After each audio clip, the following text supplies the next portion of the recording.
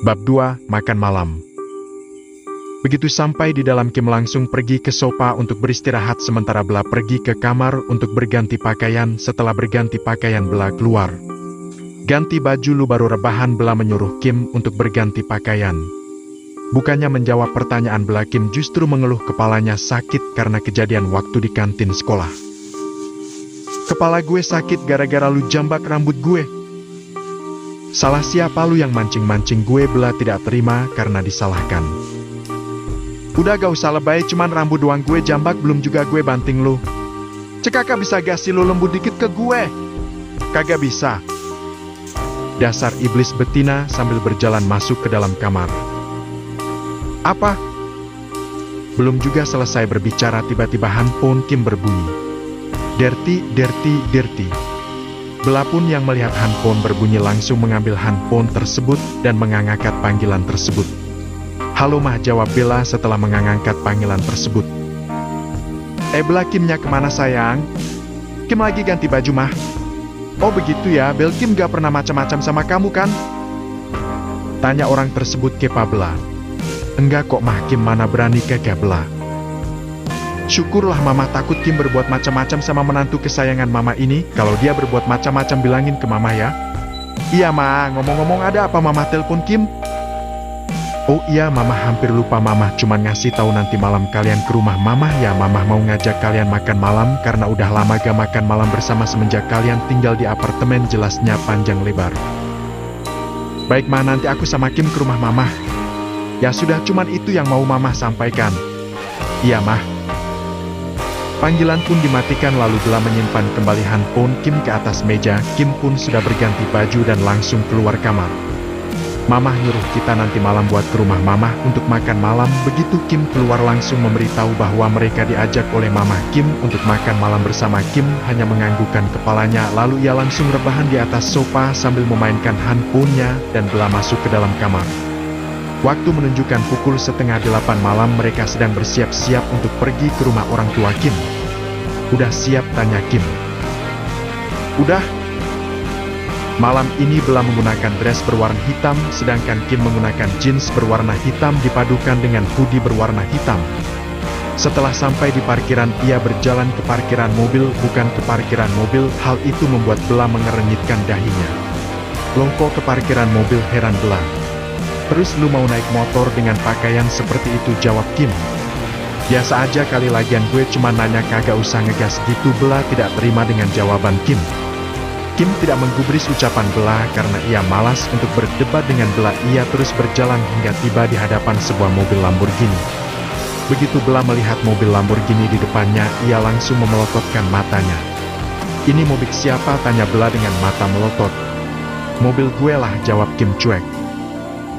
Cekaka, jangan bilang lu minta beli ini sama papa mama. Harusnya lu jangan selalu minta papa mama. Lu itu harusnya udah belajar mandiri, apalagi lu itu udah nikah. Jangan terus-terusan jadi anak manja.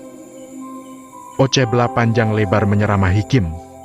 Udah selesai ceramahnya, Kim yang sudah berada di dalam mobil. Udah cepat masuk, keburu malam lanjutnya.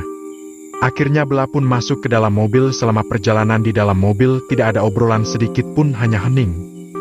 Hampir 25 menit mereka pun sudah sampai di kediaman orang tua Kim. Bella dan Kim langsung turun dari mobil, mereka langsung berjalan ke dalam rumah. Begitu mereka masuk ke dalam rumah, mereka langsung disambut oleh orang tua Kim. Akhirnya menantu mama sudah datang, ucapnya sambil berjalan ke arah Bella dan langsung memeluknya. Iya mah, maaf ya Bella, telat, ucap Bella sambil membalas pelukan sang mertua. Sementara Kim yang berdiri di samping Bella hanya memalingkan pandangannya dengan jengah. Ya sudah, yuk kita langsung saja ke meja makan. Mereka pun akhirnya pergi menuju ke meja makan. Suasana di ruang makan tidak ada obrolan, hanya ada suara dentingan sendok. Setelah selesai makan malam, mereka pun berpamitan untuk pulang karena waktu sudah larut malam. Di tengah perjalanan, Bella melihat seorang pria paruh baya yang berjualan kacang rebus. Bella pun menyuruh Kim berhenti. Kim pun menuruti Bella. Ia pun meminggirkan mobilnya. Keduanya pun turun dari mobil menghampiri penjual tersebut. Terlihat dari jualannya belum ada yang beli. Bella pun bertanya kepada penjual tersebut. Pak, berapa satu wadahnya? 15.000 neng, jawab penjual tersebut dengan sopan. Ya udah, saya beli 10 ya pak. Baik neng, saya siapkan. Penjual tersebut pun menyiapkan pesanan Bella dengan semangat karena ini adalah pelanggan pertamanya. "Ini Neng," sambil menyerahkan pesanan Bella. Bella pun mengambil pesanannya dan menoleh ke arah Kim. "Bayar." Tanpa menjawab, Kim pun mengeluarkan 5 lembar uang pecahan 100 ribuan dan memberikannya kepada penjual tersebut.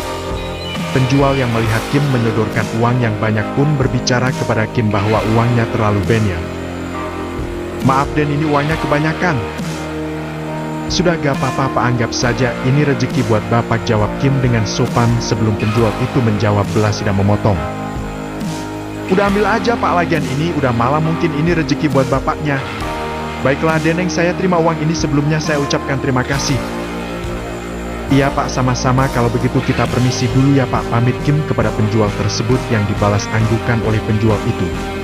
Begitu Bella dan Kim sudah masuk ke dalam mobil, Kim langsung bertanya kepada Bella, "Lu mau habisin semuanya?"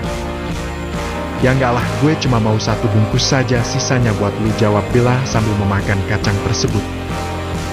"Hah, lu gila ya nyuruh gue ngabisin ini semua?"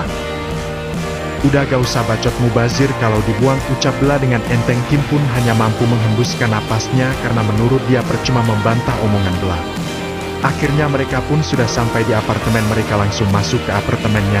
Begitu tiba di dalam, Kim dan Bella langsung masuk ke kamar. "Bel, lu gak kasihan apa sama gue? Masa setiap hari gue harus tidur di sofa sih?" keluh Kim karena ia harus tidur di sofa. "Udah berisik, masih mending gue suruh lu tidur di sofa daripada gue suruh tidur di dapur, mau lu?" Kim pun tidak menjawab, hanya pasrah menerima nasibnya. Walaupun mereka sudah menikah, tapi mereka belum pernah tidur bersama di atas kasur karena Bella tidak mau jika harus tidur di kasur yang sama.